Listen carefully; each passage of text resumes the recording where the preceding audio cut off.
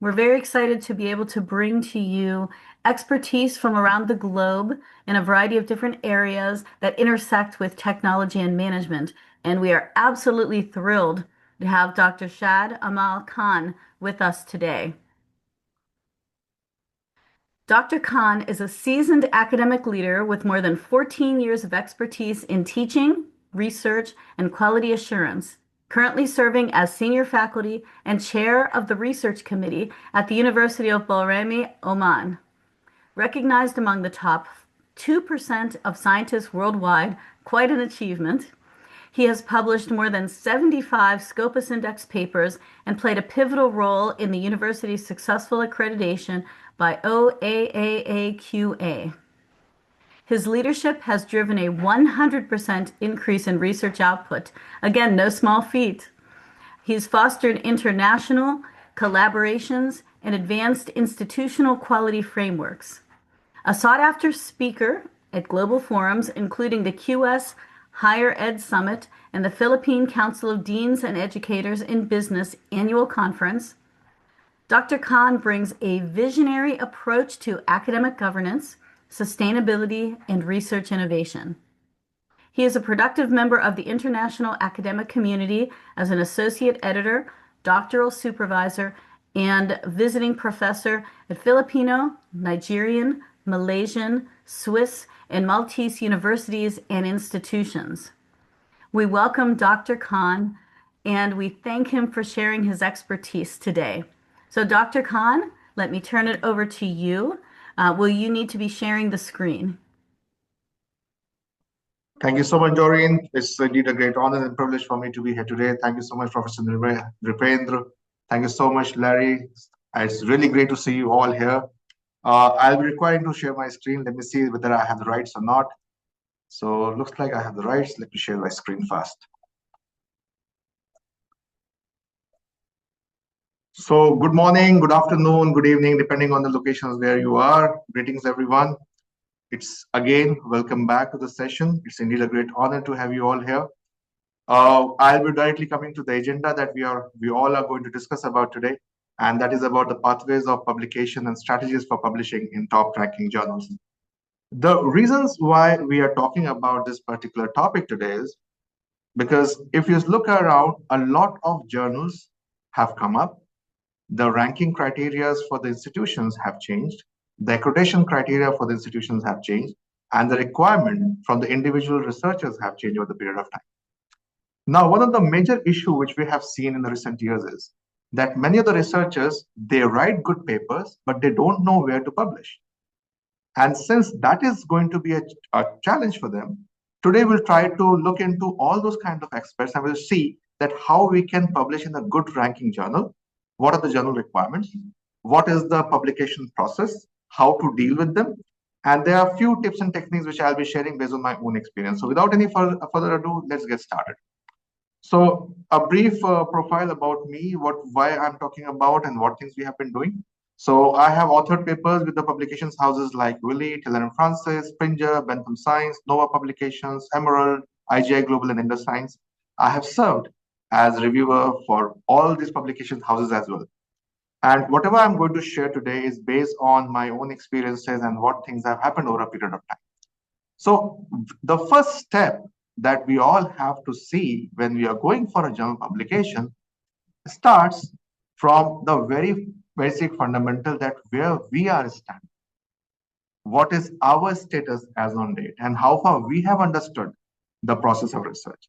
So if you see one cycle is coming in front of you, and so before we get started, we have to mark ourselves that where we are standing. Are we novice?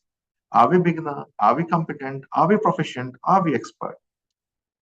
It depends, because if you are a novice, you have to have an acceptance of being novice, and you need to find a mentor first of all, under whom you are going to get trained. The same thing applies for a beginner as well. Now, over a period of time, despite being the top 2% scientist in the world, I consider myself somewhere between competent and proficient, because now I have started understanding the actions in long-term range. So what happens is that now I understand that what exactly is needed by the publishers, what they're looking for, and how I'm going to fulfill their requirements. So it is very important from the beginning itself that you try to have an understanding that what you are. Many times people they overestimate themselves, and what happens is that when they are trying to contribute something, it is of no value for the publisher.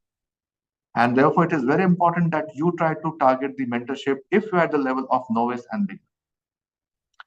So a basic question arises that many people they are having multiple myths. I believe most of the participants today are from India. And I in the morning I was in Dubai and I was having session with around 80 participants from India in face-to-face. It was a face-to-face kind of mode. And we understand that there were a lot of myths that most of the people were carrying.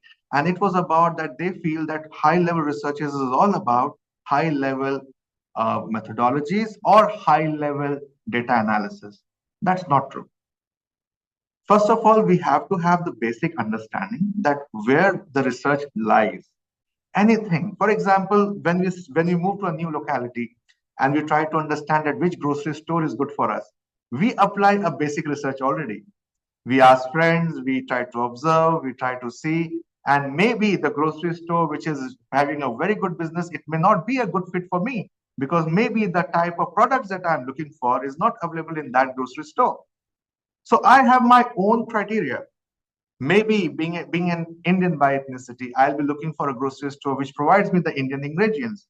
Somebody who is from America or who is from Philippines, he'll be or she will be looking for ingredients which is coming from Philippines. So for every person, the criteria is different. And the moment we set up a criteria and we try to have a meaningful method in solving the criteria, we are getting into a good research process. I have seen many research papers which were not very high in terms of the analytics. They were very not very high in terms of methodology, but they were targeting a simple problem. They were targeting the problem and they were able to address the problem in a very meaningful manner. And that was a good research. It can be by way of observation. If you can note down, if you can compare it, it can be by way of experiment. The only thing is that we have to have an understanding that a research is a systematic search of knowledge. As long as the research is systematic search for knowledge, it is going to be a good research, provided it actually fulfills the objective of a research.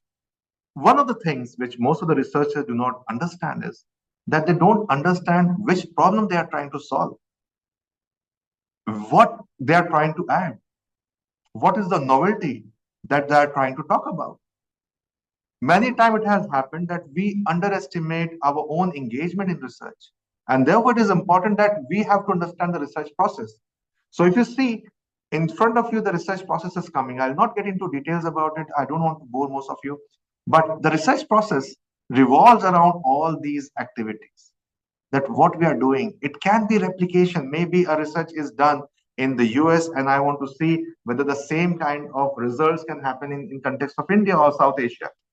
It can happen as long as I have justification, as long as I feel. Like, for example, I conducted one research, it was published in the Q1 journal, and that was about foreign direct investment. Because if you look into the theories, most of the theories says that foreign direct investment is good for an economy. But there are certain countries which is so much closed that they are entirely dependent on their domestic market. And the moment they go for foreign direct investment, and once the business starts running and this money starts flowing out, foreign direct investment becomes a disaster for those kind of economies. So we conducted this study on Bhutan, where the foreign direct investment, whenever the foreign direct investment was coming, the growth of the country was going down. So the growth rate was declining. So when we come up with these kind of exceptions, even the journals, they are interested in taking care of what we are talking about. Very recently, I was working on a paper. It was about whether age and experience has any impact on acceptance of technology. Because as we all have seen people around us, that as people, they grow elderly, they get more experience, they have a kind of a non-acceptance towards new technology. We try to understand this phenomenon, whether it is still working or not. And we realize that in the post-COVID era, this particular phenomenon is not at least working among the working class. At least the people who are 50 to 60 age group, this kind of phenomenon is not applicable on them. So we try to have an understanding that what we are trying to solve and how we are going to do things. So if we have to have a very simple model for any research, we have to have few things very clear. that every research starts from research problem. And majority of the people, they mess up at this stage itself.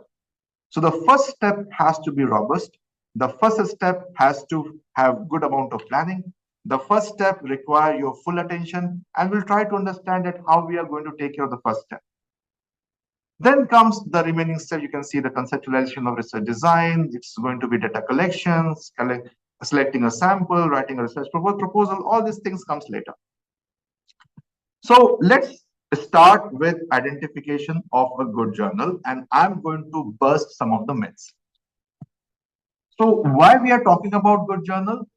This is something very important. The first thing is that we need to go for a best fit, that what is my topic, what I'm trying to achieve, and whether a journal is publishing a paper on that particular topic or not. Now, it is important, especially for the novice and the beginner people, that you try to identify a journal which at least gives a feedback. If a journal is not giving a feedback, if they are not giving you any scope to improve.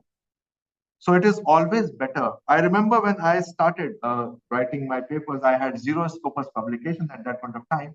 I straight away submitted a paper to JAMS, Journal of Academy of Marketing. And what happened was that I received a very strong negative comment. I'm using all the superlative adjectives. It was really negative. So, but the point was that it was full of understanding for me. It was full of learning for me. Because when that thing happened, I was able to improve myself, and I realized that I still am not prepared for these kind of journals. I'm still at the novice or beginner level. I need a mentor with whom I can associate. I can start learning, and we can go for a good journal. So choosing a right journal is very important. What things are important when you're choosing a journal? The first thing these days is happening is impact factor that you need to look into. That impact factor is again something which is negatively used around the world. It is something which is highly exploited. We'll try to understand what is an impact factor too. We'll try to look into the reputation of the journal, that how journals are taken in the academia. There are many publication houses which are not preferred in most of the countries. We try to avoid that one. We'll try to see that who are the audience of the journal, and we'll try to see that how the matrices are happening for the journal. Then we'll try to see that whether I am fulfilling or my manuscript fulfills the journal's guidelines. So normally what happens is that those of you who have no idea about the journal submission process, they have an online submission portal. The good journal, good publication houses usually accept paper through their online submission portal. It is designed in such a way that it is going to take care of everything at one point. Then usually there is a requirement of your manuscript, your cover letter, and then it goes for the first round of review, which is known as editor's desk review. Usually target those journals where editors give comments at the first level. So if the editors are active, and you can find it out by looking into the number of papers which are submitted and getting published by the editors. So try to spend some time on the homepage of the journal and see whether the journal is active or not. If the journal is taking longer duration of time, try to avoid those kind of journals. Now I was talking about the impact factor. This is one email which I received, and if you see, the impact factor is quite high.